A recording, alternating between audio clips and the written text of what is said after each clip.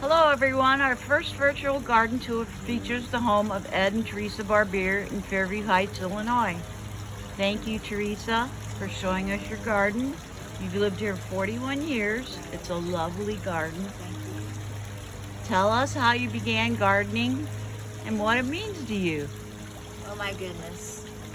I've been gardening for the last 60 years. Every place I've lived, I've had a garden.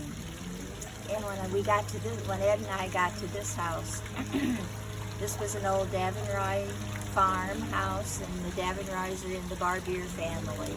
So it's kind of a house that's always stayed in the family. So when we got here, there were many things planted in the yard already, and we learned from the sisters who grew up here where they came from. One of the sad parts of the garden that started out here with the Davenroys was there was a 100-year-old rose bush carried from France and planted in this yard. But we did not know that until years after we were here, and then found out that a neighbor had cut it down. So that was the sad part of our house. I learned to garden basically from, I was attracted to the magazine Organic Gardening. Oh, okay. So that's where I got most of my information when I started gardening here. You have a lot of special features in your garden. What are some of your favorites? Well, I have a water feature, a water garden, a fish pond. This year it's just plants in it, right? Because of how we had to fix it up when it started leaking, I haven't put fish back in it, but I have plants. We started with the pond up the hill, and then when my mom and dad moved in here with us, we moved it closer to there so they could enjoy it from the deck.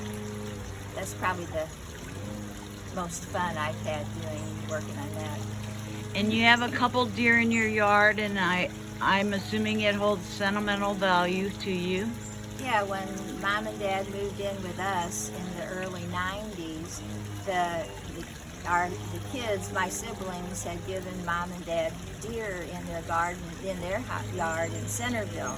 So we brought them here so Mom and Dad still had them. You also have a vegetable garden. I do. And why don't you show us some of your vegetables you picked this morning? Well, they're just coming. The cucumbers are really coming. The peppers, this is a new one for me. It's Marconi. I don't even know how to cook it yet.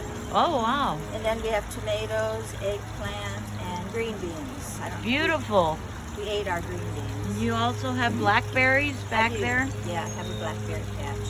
I started with a garden across the street that was much bigger than what I have now. So as well, it's harder to work the big garden, I turned it into a small one up here in the yard. So tell me, what are some of your favorite plants in your yard? Well, it depends on the time of the year. I guess right now at this time the phlox are really nice because they draw the butterflies. So I've just been letting the phlox grow where they want. I have a patch of them up here and a patch of them in the back. I also included a picture of your rain barrel, which was fully functional the day I came here to take pictures.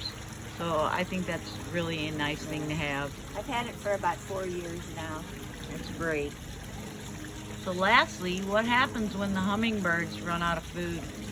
Well, there are some things in the yard they can eat, but they prefer the juice I make for them. So when I start seeing them on other plants, I know they've run out. I have 2 feeders, and if one runs out, they all run to the other one and they go crazy. Okay.